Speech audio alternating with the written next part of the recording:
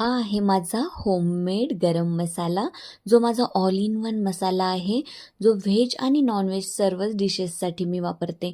डिस्क्रिप्शनमध्ये मी सगळे मसाल्याचे पदार्थ मेन्शन केलेले आहेत आणि हे पदार्थ भाजताना ना ज्या पदार्थांना भाजण्यासाठी सारखाच वेळ किंवा सारखंच टेम्परेचर हवं असतं असे पदार्थ एकत्र भाजायचे. जसे की बडीशेप, जिरे आणि शहाजिरे मी एकत्र भाजले. त्यानंतर जावित्री आणि दगडफूल नाजूक आहेत तर ते 2 एकत्र भाजून घेतलेत आणि सगळे मसाले छान थंड झाल्यानंतर एकदम त्याची मस्त फाईन पावडर बनवून घेतली. धने पूर्ण 1 किलो आहेत, त्याची मी सेपरेट भाजून पावडर बनवली होती. त्यानंतर सगळ्यात शेवटी हा जो मसाला आहे तो रेडी झाला की त्यामध्ये धने पावडर ॲड केली, 1.5 चमचा एवढी हळद आणि पूर्ण 1 वाटी एवढी लाल मिरची पावडर ॲड केली आणि सगळं काही करून घेतलं मिक्स.